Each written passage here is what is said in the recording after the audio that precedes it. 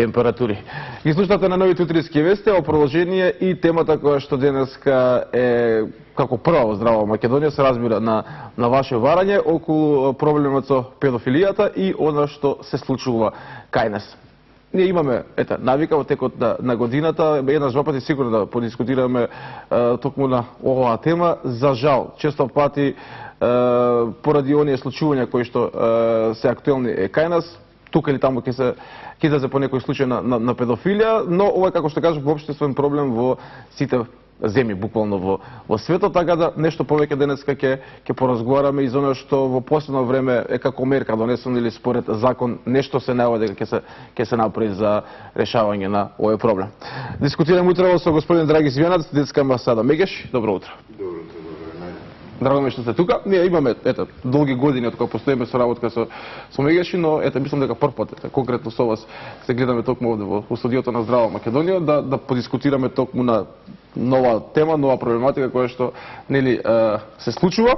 Често пати читаме и за она што е актуелно и во нашата околие и за работи кои што буквално можеби не ни се веруваат, но за жал постојат. Што во последно време според вас е направено законски, да кажеме, на некој начин е донесено како регулатива за намалување на педофилијата?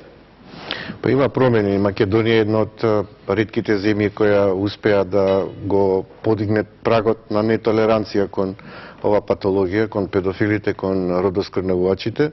Секако клучна улога има тука првата детска амбасада во светот Мегеши, која со подршка на медиумите и граѓаните успеа да ги убеди и пратениците и тие што донесуваат одлуки дека со педофилијата треба сериозно да се стави под контрола, затоа што се повеќе деца се жртви на педофилите, не само во Македонија, тоа е светска пандемија, би рекол, проблем кој навистина ги атакува децата. Една од најтешките кривични дела која може да му се случи на едно дете е сексуална злоупотреба. Посебно е тешко и горко што 70% од случаевите се познаници на децата. Тоа може да бидат роднини, пријатели, најблиски. И конфузијата како детето да се справи со овој проблем е голема. Промените настанаа, првите промени што ние истуркавме со наше силно застапување, лобирање и подигање на јавното мислење. 2008 владата донесе двојно зголемување на казните, тие беа символични, од 3 до 8 години се зголемија казните, но и понатаму ние неуморно работевме затоа што сметавме дека овие репресивни мерки немаат доволно превентивен карактер и дека педофилите во најголем број случаеви, би рекол и 70%, се уват во улога на рецидивисти и по напуштање на затворот тие повторно го повторуваат делото. И потоа почнавме да размислуваме како да помогнеме на децата, пред се да не бидат жртви, а и на педофилите да не го повторуваат делото.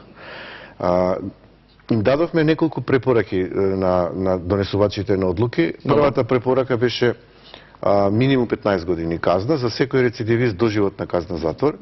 За да не се случи доживотна казна затвор, предложивме уште во затвор да се има психијатриски третман со педофилот, паралелно со така наречена медицинска хемиска кастрација, за да може педофилот да се стави под контрола по неговото излагање од затвор. Ова беше прифатена, но како доброволна мерка, ние баравме задолжителна, не за намалување на казната, туку да биде задолжително уште додека е во затвор. Затоа што светските искуства покажуваат дека педофилите од 70% на 5% го намалуваат рецидивизмот доколку се подвргнат на хемиска кастрација проследена со психијатриски третман. Трета работа беше донесување на централен регистар, за да можат институциите кои работа со деца да имаат увид кои се педофили, за да не можат да ги вработат и да луѓето едноставно бидат информирани како на кој начин самите, ако евентуално се во некое соседство, да можат да се самозаштитат. Она што мислам дека не беше прифатено, а би требало да се размисла во наредниот период, е носење GPRS алки, за да може полицијата у секој време да знае кај се движи педофилот и доколку се движи во градинка, во некоја институција кај што има деца, престојуваат деца или спортски натпревар, да може да го отстранат од местото за да не се случи рецидивизам или сексуален атак и напад над дете, полов напад на дете под 14 години. За да биде појасно на гледачите што значи педофилија, дете под 14 години е жртва, а сторителот на ова тешко кривично дело е 5 години, барем 5 години постаро од него. И има случаи кога децата жртви на сексуална злоупотреба некогаш молчат за ова и со 25, 10 и повеќе години. Многу тешко се говори за овој проблем затоа што децата немаат кому да се доверат, а кажав дека најчесто тоа се пријатели, познаници, роднини, татко, мајка, чичко и така натаму, и дека тоа е многу конфузно за него што ќе се случи ако проговори за тоа, затоа што ќе оди некој во затвор, а плюс има еден проблем околу докажување на вината на осумничениот. Многу често осумничениот на ова кривично дело е на слобода и ние инсистираме да биде во притвор, се додека не се донесе конечна правосилна одлука и да не се виктимизира и стигматизира детето во докажување на постапката. Тоа значи дека треба сторителот да е во притвор, а детето со една до две изјави максимум со една специјална скрин соба каде што детето на еден релаксиран начин ќе каже се што му се случува и судијата врз основа на тој видеозапис може да го води главниот претрес. Никако на суд не сме судијата да дозволи на инсистирање на одбраната да се соочи детето жртва со сторителот на кривично дело, каде што многу често доколку се случи тоа, детето знае да ја смени изјавата или пак доколку сумничениот е на слобода, исто така може да изврши притисок на детето да ја смени изјавата. Така, токму заради важноста на оваа тема ги покануваме сите гледачи, затоа што оваа тема ја отвараме токму по нивно барање, може да се јават и анонимно да кажат, да пријават, слободно и отворено да зборуваат за оваа тема која е доста важна и чувствителна, посебно кога станува збор за деца, сите сме некако многу повеќе загрижени. 309 15 57 и 61 52 990, тоа се телефонските броеви на кои и денеска слободно можете да вртите и да поставувате прашања и да учествувате со ваш коментар за оваа тема. Пред да го вклучиме првиот гледач за денеска, кажете ми колку медиумите помагаат кога се кажуваат вакви приказни во јавноста, кога се обелоденуваат ваквите проблеми? Оно што го забележавме е порано имаше објавување на детали на настанот и откривање на идентитетот на детето. Ова е куќата каде што се случи во селото тоа и тоа 14, 15 или 12 години дете и веќе вие тоа дете сте го етикетирале, жигосале и стигматизирале затоа што веќе се знае за кое дете станува збор. Токму затоа ние во соработка со Министерството за труд и социјална политика организиравме неколку тренинзи каде што ги обучувавме новинарите како да известуваат кога детето е жртва на сексуална злоупотреба, инцест и педофилија, се со тоа да информираат правилно за случката, да ги потикнат родителите и институциите за поголема мобилност и одговорност, да побарат од институциите да бидат повеќе активни во едукација на децата што значи право на приватност, што значи право на свој простор и како институциите, односно вработените во институциите и родителите може да ги препознат првите знаци ако детето евентуално жртва на сексуална злоупотреба за да реагираат на време. Затоа што податоците говорат дека многу се клучни првите 48 часа, детето да се излече од местото каде што тоа му се случило. Македонија за жал нема се уште прифатилиште за деца жртви на сексуална злоупотреба, педофилија, инцест, што е многу важно како една мерка што треба во наредниот период да се случи по наше барање и инсистирање. И она што мислам дека треба исто така да се случи, да нема застарување на ова тешко кривично дело, независно кога настанало, секогаш сторителот на ова кривично дело да биде гонет од институциите кои се одговорни да докажат дали имало или немало. Одиме со првото вклучување во живо телефонски. Добро утро за кого? Ајде, повелете дали се слушаме со некој? Кој што ете? Успеа да не добие? 309 15 57, повелете. Добро утро. Добро утро. Ве слушаме програмата. Повелете. Поздрав до студиото, до гостинот. Исто до вас. Поздрав. Многу практична тема, многу актуелна, но дискретна на некој начин.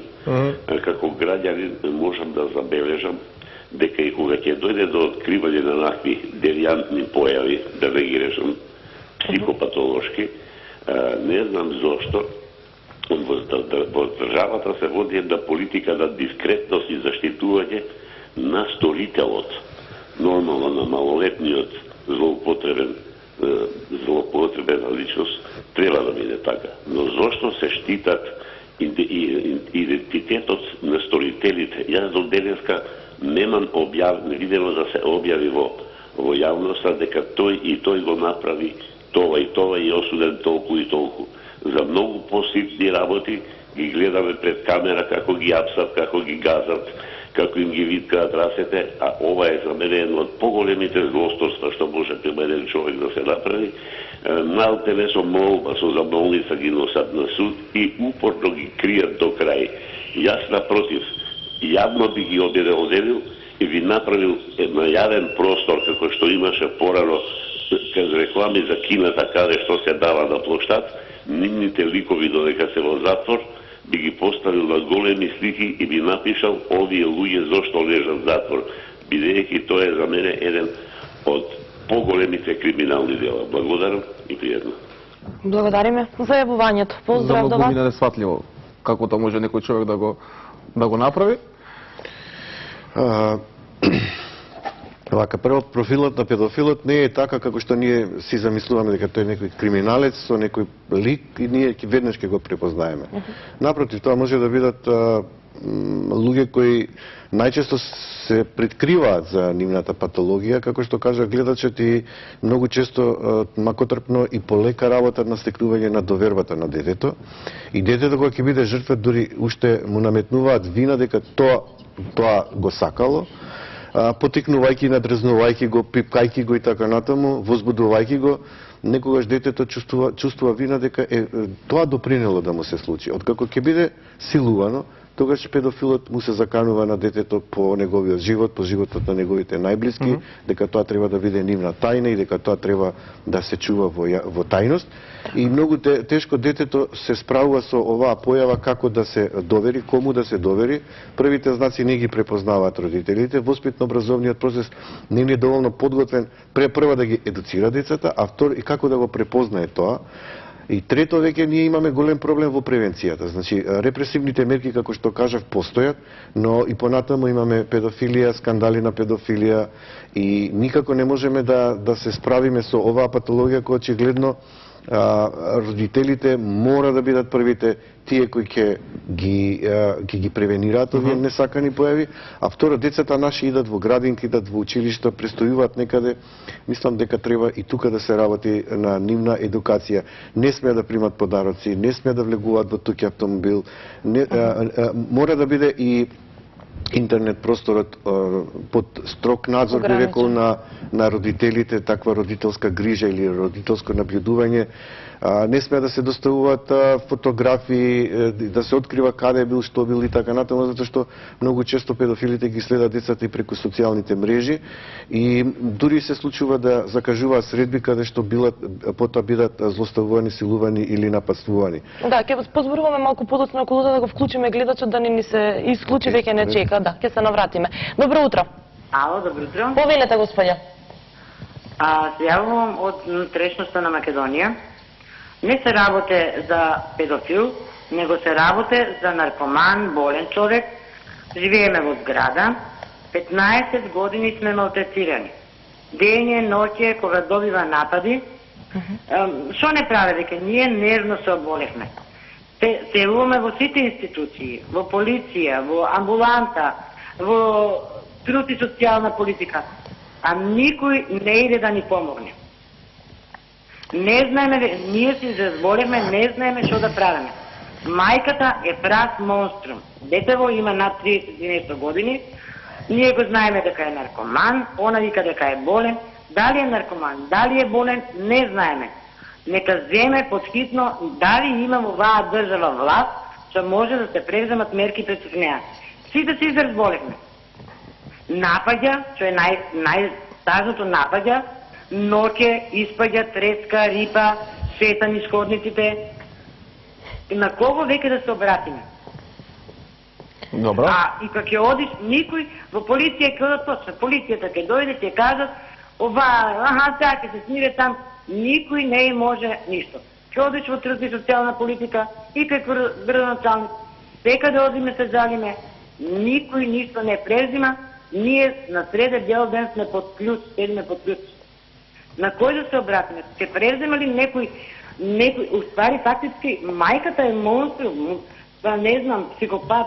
Детево сигурно се плаќа. Ние се секираме за детево и го знаеме како било, наместо да го пушта да се лече, 15 години го малтретира и затворен него ни на доктор. Дали му дава лекови или не, не знаем. Ви благодариме. Ви благодариме за јавувањето. Запознајте се со нешто, ако може би подобно ли? Не, јас само можам еден совет да дадам, бидејќи не ставно тука збор за дете кога е жртва или па кога е зависник. Дека доколку граѓаните некогаш не се задоволни од функционалност на институциите во задоволување на нивните потреби, барања и така натаму, може да се јават на нашиот СОС телефон 0800 1 22 22 или на телефонот 2465316, затоа што ние по добивање на писмена дојава од граѓанин кога е прекршено некое право на дете, ако нема доволна мобилност и функционалност од институциите на системот, доставуваме преставка и бараме да не информираат за тој случај. Паралелно го информираме и народниот правобранител. Ако станува збор за образование, просветен инспектор, ако станува збор за злоупотреба на деца, трудов инспектор и така натаму, и тоа е еден дополнителен притисок што го вршиме за да биде пофункционална државата, кооперативна, соработуваме, имаме соработка, меѓутоа некојаш се случува на пониско ниво да случајот не се процесуира толку брзо, а имаат потреба граѓаните за брзо реагирање, за да може да се помогне на време, да не се да нема поголеми последици по детето, да кажеме, ако е во овој случај. Тоа е единствено што можам да кажам, а инаку исто во однос кога станува збор за зависници од дрога и психотропски субстанци, има еден проблем во Македонија кој ние го имаме нотирано и забележано во нашиот извештај кој го доставаме до Комитетот за правата на детето. Имено има центри за зависници од дрога за возрастни лица, но во Македонија нема центри за зависници за дрога и психотропски супстанци за деца, што е голем проблем. И вие сега можете да замислите, таткото ако е зависник може да оди на третман да се лечи, а детето не може да се лечи бидејќи таков центар во Македонија нема каде. Ова нека биде како подлога за нова тема која што би можело да можете да повикате стручни лица и да го аргументира, документира дали ова што го велам јас е точно или не и што треба да се стори за тоа да се сликата подобри. Баш така, да. Добро, ние одиме понатаму со преостанати јавувања, да потсетиме некои што подоцна се вклучивте во Здрава Македонија, да разговараме со господин Драги Змјанац од детската амбасада Меѓаши на ваше барање околу глобалниот проблем со педофилијата. Добро утро. Ало, добро утро. Повелете, господјо. Драги Змјанац, го поздравувам затоа што повеќе од 20 години заедно се бориме за оваа појава и тие покажаа навистина голема мобилност и ангажирање околу борбата за педофилија. Јас како стручно лице би кажала нешто за детето, бидејќи дете жртва на оваа злоупотреба може да молчи, може да зборува, но може и да дојде во состојба на посттравматско стресно расстройство, што е една многу тешка состојба која со своите симптоми се граничи со психотично реагирање. Работата со овие деца е толку многотрпна и тешка, а за детето болна, што во литературата е забележано, а и во праксата е покажано, дека работа со дете на сексуална злоупотреба е еднаква на операција без анестезија. Сега можете да замислите каква болка доживува детето кога е сексуално злоупотребено, кога треба да зборува за тоа и кога треба да се ослободи од сите тие содржини што ги доживеало за време на травмата. Значи, мојот апел е една голема будност до родителите да не дојде до тоа, но ако дојде, да се побера стручна помош, затоа што детето е во една тешка состојба, која што може да значи состојба на трајни последици, од кои што детето ќе има потешкоти во функционирањето на целиот свој живот. Поздрав до драги и до вас пријатно. Ви благодариме за јавувањето, поздрав и убав ден, убаво што се јавивте да искоментирате. Да, имаме уште гледачи, ова е важна тема и ќе го искористиме присуството на господинот Драги Змијанац да разјасниме некои работи, да дадеме совети како можат децата да се заштитат. Добро утро. Ало, добро утро, во програма сум. Да, во програма сте, ве слушаме, повелете. Поздрав до студиото, до гостинот. Значи, темава е толку вистина усетлива. Така е. Во целост се согласувам како мајка, како родител, со првиот гледач што се јави. Значи, вистина не ми е јасно зошто ги штити државата овие лица. Дали, по моje мислење, се некои богаташи фрустрирани, бидејќи сиромав човек, не знам, можно е, ама не ми се верува. Зошто ги штити државата овие луѓе? Зошто ги штити? Јас имав прилика да гледам еден филм, значи вистина како што кажа господјата, верувајте, детето, значи не можеше цел живот да се помири со тоа што му се случи. Во филмов јас се соживив, а не тешко на тие деца и тешко на тие родители. Значи, ги штити државата тие лица. Ма не на плоштапче ги однесам и цел народ да ги гледа, се извинувам вака што зборувам, и да ги плука и кастрирање. Подхитно кастрирање. Значи, да не постојат повеќе тие, да не бидат во контакт со други лица. Никој па тоа викаат дека е болест, еве, можно и болест. Меѓутоа, детето, каде е тука детето? Никој пат детето не може да се помири и од дете да стане личност. Мислам, здрава личност како што треба. А што е виновно детето? А овие државата ги штити. Значи, вистина не ми е јасно зошто замаглени лицата, зошто ги штити државата. Море да ги јавнам дека да се гледа цела јавност, доктор бил, инженер бил, професор бил, газда бил на фирма, директор бил, ма кој сакал бил. Без разлика. Ги штити. Поради што не знам. Ви благодарам пријатно. Ви благодариме и ние за јавувањето.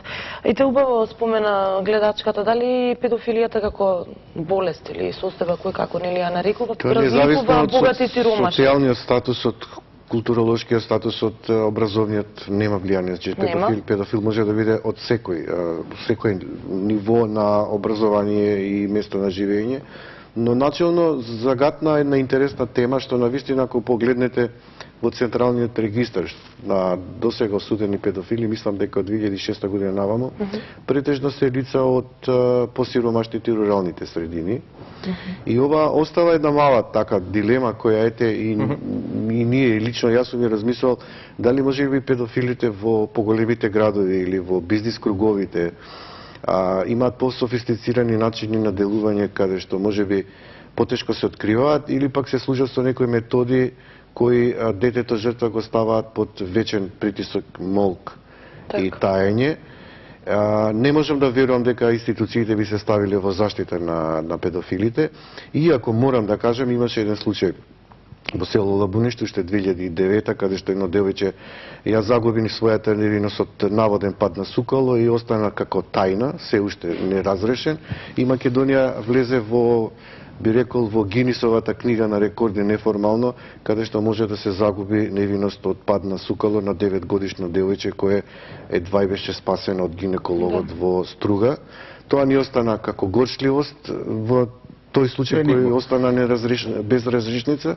Ние не се помирувавме, неколку новинари влегува во истражувачко новинарство, но за жал не успеа да ја разрешат оваа случка, иако имаше добра волја од неколку форензичари да го разрешат овој случај. Тука останавме и тоа ќе ни биде, за жал, нас личен неуспех како граѓанска организација која безкомпромисно се бори против секое насилство на детето, а пред се сексуална злоупотреба, педофилија и родоскрнали. Ќе вклучиме уште 20 гледачи, ќе го слушаме нивниот коментар, прашање, па ќе одиме со уште едно прашање кога веќе ги споменавме оние бизнис кругови како тие таму се сноѓат. Добро утро и повелете. Ало? Добро утро. Ало, добро утро. Поздрав до вас, повелете во програма. Господин Роберт на телефон, примариус доктор Манев. Сакам да го поздравам господинот Змијанац. Благодарам. И секако поздравувам активностите на детското село Меѓаши и се она што го постигнуват нели денеска и веројатно во нивните планови за работа понатаму. Мислам дека повеќе темата се сведува на тоа што денеска се разговара на она што значи делото е случено, констатирано и така натаму.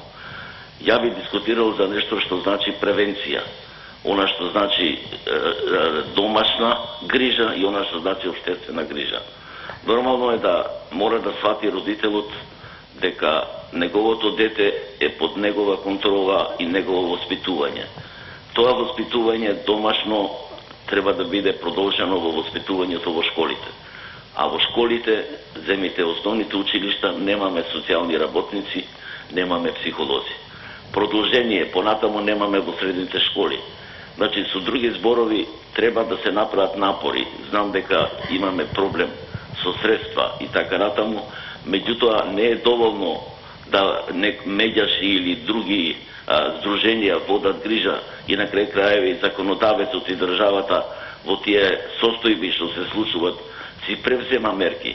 Меѓутоа, вчерашниот закон што беше, го дискутиравте за насилството, држи затоа што навремено треба секој однос во околината, во влезот на некој стан или стамбена зграда, треба да се пријавува. Едино имам забелешка, тоа не смее да се каздува затоа што ако некој нешто не пријавил, затоа што ако некој нешто не констатирал.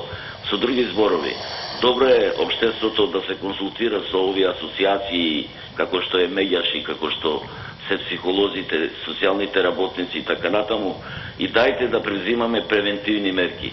Доста е со она што е завршено и се бара одговорност. Знае се одговорноста како ќе ја средат правниците и општеството.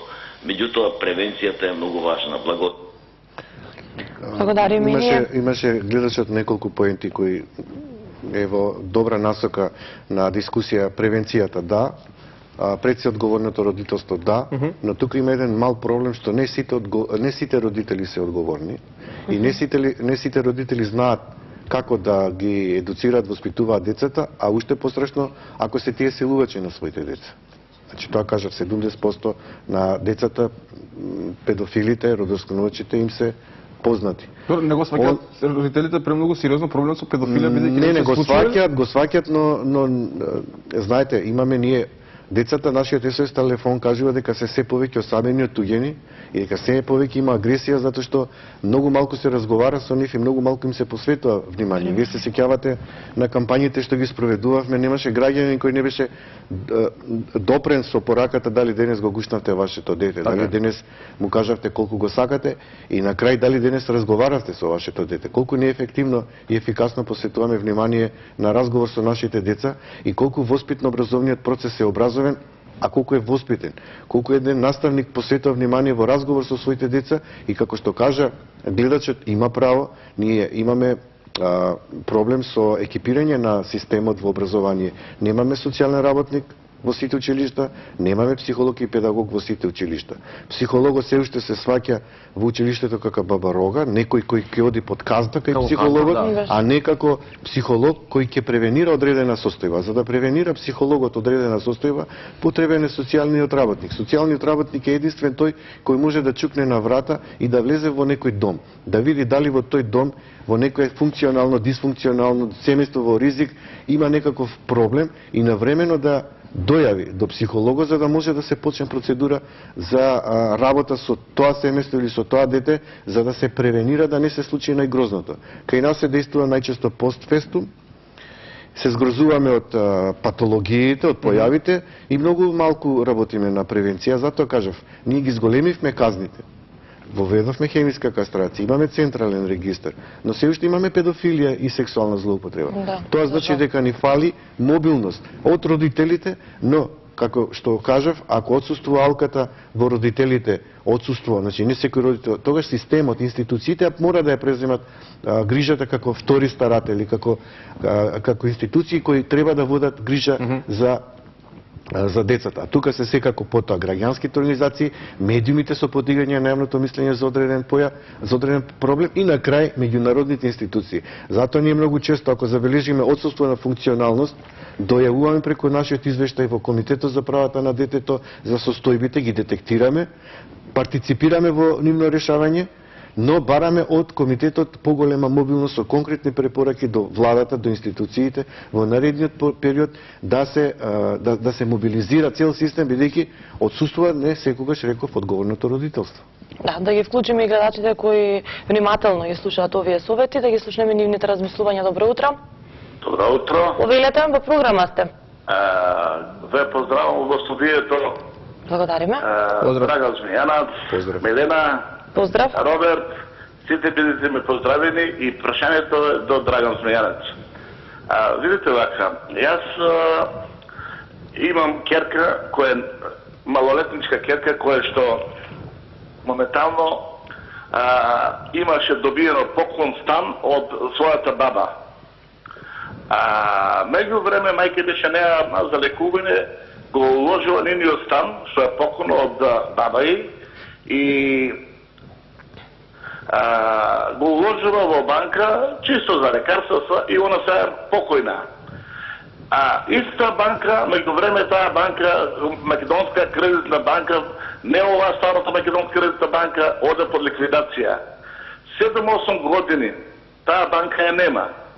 Не постоje воопшто. И јас како родител, ако не живее со детето, сакам да го платам станот на ова. Одејќи во судот да го однесам, да заработам за 7.000 евра. Тогашни пари, 7.000 евра. И сакам да ги платам тие средства, не ми се омотгучило още. И сега моја мајка е покојна и керка ми остана без стан. За ситни пари, а станот е 110 квадрата. Иначе живееме во провинција и дали постоje, Драгане, вие сте, постоje решение некој сега, а извршител дојде сега да го зима станот. Ова е во делокруг на имотно-правни односи, веројатно треба да се ангажира адвокат. Ако детето е жртва, а веќе пораснало во меѓувреме, може би требало да интервенира на време. Ние имаме правна служба каде што можеме да реагираме, имаме и правник, така да секое дојавување на случај за дете под 18 години, ние сигурно ќе реагираме. Во овој случај немам можност како да му помогнам на гледача. Така ете, го пративте каде треба да се обрати, нели? Преку вас, преку правната служба, па многу повеќе да го слушнеме и проблемот. Добро утро. Ало? Повелете, господја. Вака сега. Значи, сум изненадена што во школите нема психолози и социјални работници. Не сите. Това е служба која што требаше на времето, кога беше Тодоров на просвета министер, а сега е на здравство, на жалост, ништо значи не направил. Тоа требало како, правник е он, некој си правник, значи требало да знае дека треба во секој училиште да има психолог и нормално социјален работник, кој што ќе превенира сето ова што се случува сега. Господинот Змијанац се јави една колешка негова која што каже дека 20 години работат на ова проблематика. Па 20 години се едно момче или девојка од 20 години. Тој е голем простор 20 години. Ја знам дека вие наидувате на големи препреки и на недоразбирања колку се трудите и работите на тоа, јасно ми е. Меѓутоа сите работите треба да се засечат во корен. Нема тука што никој не е прикажан. Имаше една госпожа што се јави дека се покажуваат со замаглена слика. Не треба замаглена. Јас имав прилика да бидам кај ќерка ми во Америка, каде што убиец, овој, што и да е, слика, име и презиме. Не РСПС што ти ја знам. Нема. Треба тоа да се изборите за тоа, да го покажат јавно, секој да знае кој е, што работи. А што се работи сокриено, значи дека некој ипак ги штити. Така да, ова што се случува е доживотна проблематика на родител, на детето кој што психички никогаш не може да се опорави. Тоа ви е вас многу повеќе познато, него јас сум здравствен работник, па исто така доктор Манев што се јави многу го кажа, ја потикна таа тема. Значи, подхитно треба школите да имаат. Сигурна сум дека на бирото за вработување има луѓе кои што чекаат работа, и психолози, и социјални работници. Така да ова треба, например, се случила некоја работа и ќе кажат таму и таму педофил овој од. И понатаму ќе го како блиц вести тап и више ништо не слушнуваме што се случува понатаму. И со детето, и со човекот. Значи не може така, само кажи и готово. Секој чудо за што се дели. Ајде, ве молам, тоа да го потикнете како проблематика и да се реши и во училиштата сегде кад има. Е тоа од голема помош кога има, вие го знаете, тој е психолог и социјален работник. Ви благодариме, господи, за јавувањето. Ќе вклучиме уште еден гледач, па ќе се навратиме на коментар. Добро утро. Добро утро. Повелете. Добро утро, поздрав до емисијата. Јас цела година пробам да се уклучам, се извинувам сега. Што сакам само една тема од утре натаки да ја ставите во предлог. Ако, ајде, кажете. Да. Сега. Мажот ми има сопруга 60 години. Пред 2 години фирмата и повеќе во стечај. А ние 6 месеци примивме од заводот и сега немаме никакво примење. Никој не прима ни на работа, ни сме во стари, ни сме во млади. Тоа да ја ставите на предлог темата, што да правиме ние понатаму? Без пари, без примење, без социјална помош, без ништо живееме веќе над 2 години. Да, ќе имаме, господине, конкретен гостин за таа тема, бидејќи од јавувањата можеме да споделиме само искуство, да немаме конкретно што да ви одговориме. Значи, конкретно со ваши прашања и со одговори од правни лица овде во студиото на Здраво Македонија, ќе го добиете конкретниот одговор што понатаму би можеле евентуално да правите. Да се навратиме на она што на проблемот, кој е проблемна тема е на емисијата. Ова ми е драго јавувачите, слушајќи ги, дека навистина потикна ова прашање кое го поставивте за поголема мобилност и будност на родителите, институциите за справување со педофилијата, нова патологија, која, како што кажа гледачите, остава трајни трауми, што се јавуваат психолози, здравствени работници, доктори, значи, ја би рекол, емисијата е дебатна, даваат предлози и се радувам што иде во насока на препораки кои веројатно ништо не гледат, слушаат, а можат да проценат што може тие да сторат, да се приклучат во поголема превенција и будност. И тука се секако министерствата, законодавниот дом, собранието, институциите и пред се би рекол училиштата и центрите социјална работа. Да не ги забораваме. Покрај медиумите и граѓанските организации кои држат тензијата на мобилност и будност во јавноста, мислам дека тие мора на терен да работат повеќе со овие деца или деца кои би можеле да бидат жртви на родоскрнавање, педофилија и сексуална злоупотреба, затоа што пак повторно ќе кажам, тие се тие кои можат на време да ги детектираат нештата. Медиумите кои ќе објават, може само да објават за случувањето и може да кажат дека еве ова се случува, но не можат да делуваат толку превентивно, иако во своите написи кои ги прават имаат можност да делуваат, доколку новинарот даде неколку препораки како искуствено запазување од објавувањето дека детето не внимавало, влегло во автомобил, примило подарок, стапило несоодветно во контакт со непознато лице и така натаму, како да се спречат тие несакани действија, но повторно ќе кажам, во сферата на приватност, детето мора да знае дека никој нема право да го допира, никој нема право да му наруши неговата приватност и мора да ги охрабриме децата да дојавуваат. И уште што е поинтересно, секое премолчување на негово другарче за нешто што му се случило на детето или пак на возрастните, значи соучесништво. Зашто денеска ако премолчите на еден случај на педофилија, утре може да се случи педофило да го нападствува вашето дете. Така да јас сум имал обуки со јавни судии, правобранители, и многу често сум ги прашувал порано зашто да судувате минимален праг на казна затвор. Вас не ве допира случајот XX, тоа и тоа дете, 10 годишно дете, затоа што не е ваше дете. А да е ваше дете, како би реагирале? Имаше големи реакции.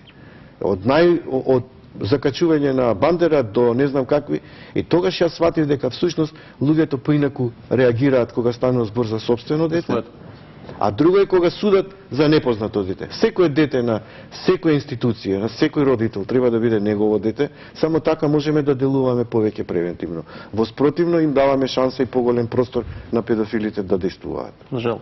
Така, јас сум сигурна дека заинтересираноста станува уште поголема, затоа што веќе на некој начин навлеговме во правата на децата, да ги вклучиме и следните гледачи. Ќе имаме можност неколку да вклучиме, да ги слушнеме нивните коментари, па ќе дадеме ваш коментар. Добро утро. Добро утро. Повелете. Ало, во програма сум? Да, во програма сте, повелете. Добро утро. Добро утро, ще еднаш. Ама други се уклуче пак. Ајде, намалете го тонот на телевизорот, ве молам. Ама други се уклуче пак. Ајде, дали сега е подобро? Ало. Ајде, повелете. Уклучен сум? Веќе сте, господине, вклучени, да. Добро утро до екипата на Канал 5. Добро утро, ще еднаш. И до гостинот посебно. Секој ден ја пратуваме програмава ваша. Едно ме заинтересира се господина што рече со случај со Лабуништа. Јас се јавувам од Лабуништа. Добро. Поздрав. Што рече дека мајка му тврдела со сукало го оштетила девојчето. Тоа не е точно. Тоа е лага и измислотина ето. Има некој интерес посреди тука. Не е точно тоа мајка му да го оштетила девојче. Која мајка девојче стоеќе ќе си го оштети со сукало?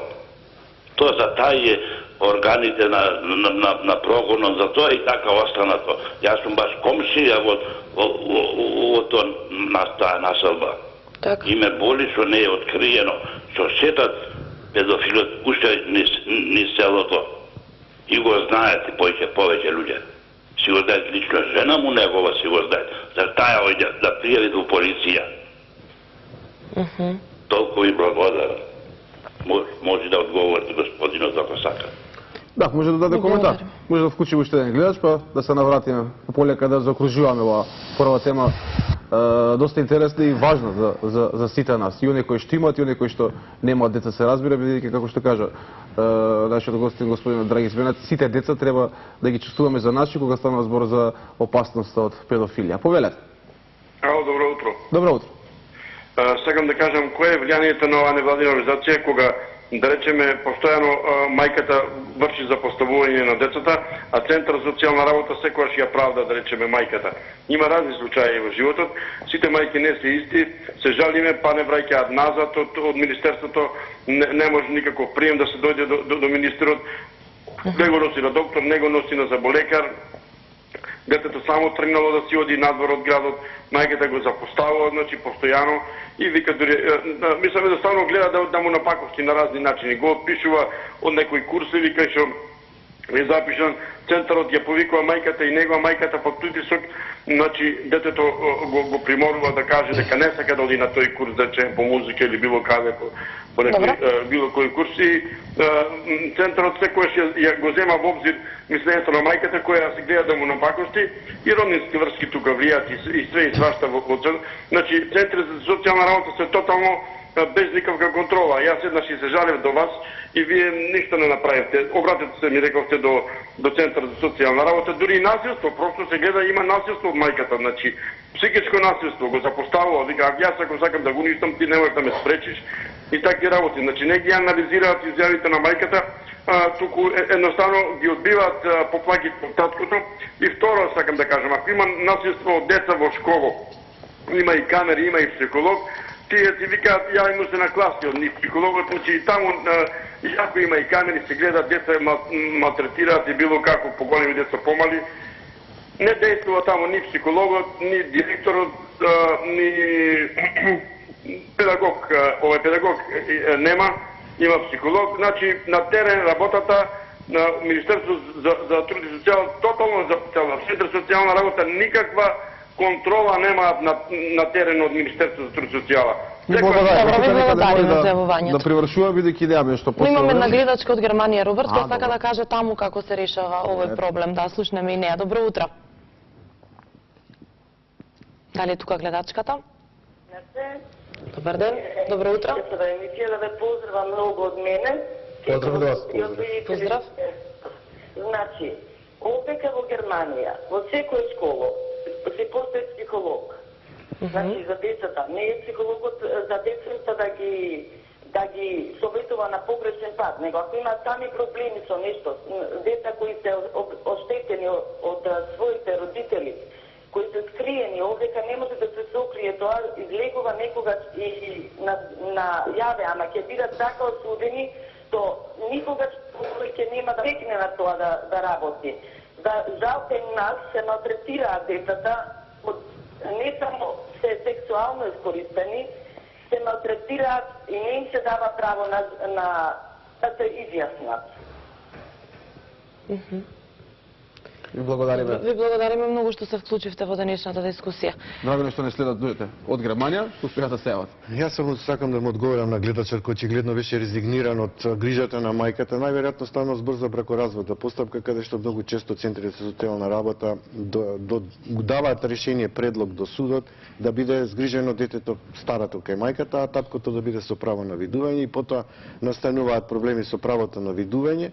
Ние се залагаме за споделено старателство, значи не мајката да се мачи 5 дена во неделата со сите болести и предизвици, училиште и така натаму, таткото да има само право на видување за викенд, со купување на подароци едно викендно би рекол родителство, туку напротив, двајцата да бидат подеднакво одговорни за правилниот раст и развој на детето, и на тој начин мислам дека ќе имат исподелена одговорност, не да ја префрлат вината и одговорноста само на тој што е старател, а другиот со право на видување. И за крај ваш совет. Како да ги заштитиме децата, што треба родителите да знаат, како да препознаат дека може би се заканува ваков проблем? Па децата се индивидуи, имаат емоции, ги изјаснуваат своите емоции, само ние родителите треба да ги препознаеме. Ако детето се повлекува, ако мокри, ако е уплашено, ако не сака со никого да комуницира, нешто се случува. Тоа е веќе прв аларм кога треба да се активираат родителите. Ние на нашата веб страна имаме заштита на децата од сексуална злоупотреба, како родителите да го препознаат. Рецензент ни беше Антонио Новотни. Мислам дека граѓаните може да ја посетат нашата страна, да го прочитат овој водич, би рекол на некој начин прирачник, ако ништо друго, тоа е еден мал наш придонес. А за новинарите го донесовме кодексот, и кодексот е достапен на нашата страна, доколку известуваат, исто така може да го користат, затоа што 52 новинари беа вклучени во тој тренинг и сите ние заеднички направивме принципи и норми како да известуваме кога детето е жртва на сексуална злоупотреба, при тоа да не го дополнително травматизираме, виктимизираме и стигматизираме. Пред да го завршиме гостување, бидејќи немаме повеќе време, сакам само накратко да те прашам уште нешто, кога веќе го спомна профилот на педофилите и она што да кажеме подобри ситуираните би можеле да го скријат некако или се вешти во тоа. Имаш ли ингеренции дека постои кај нас детска проституција? Па вашиот е Канал 5 со Снежана Лупевска малолетничка проституција доволно говори. Јас сите нека отидат на нашиот канал на YouTube и на вашиот, нека го погледнат.